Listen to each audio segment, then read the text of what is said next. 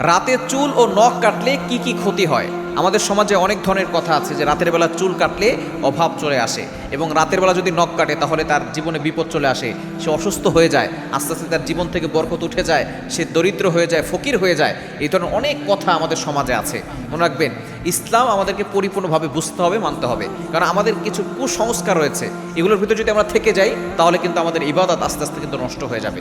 কিছু কুসংস্কার আছে, কুলক্ষণ আছে, এগুলো ইসলাম সাপোর্ট করে না। অনেক সময় অনেক ধরনের কথা বলা হয়, আপনি ঘর থেকে বের হচ্ছেন, যদি সামনে একটা বিড়াল পড়ে, বিড়াল যদি মেয়াও করে ওঠে, তাহলে সে বলে যে আজকে আমার যাওয়া ক্যান্সেল, কারণ আজকে গেলে এই যাওয়াটা আমার জন্য শুভ হবে না। শুভ অশুভ এগুলো ইসলামে নাই, শুভ লক্ষণ অশুভ লক্ষণ এগুলো ইসলাম সাপোর্ট করে না। এজন্য আমাদেরকে অবশ্যই সতর্ক থাকতে হবে। এই যে রাতের বেলা চুল কাটা, এরপরে নখ কাটা, এতে কোনো সমস্যা নাই, ইসলাম এ ব্যাপারে নিষেধ করে নাই।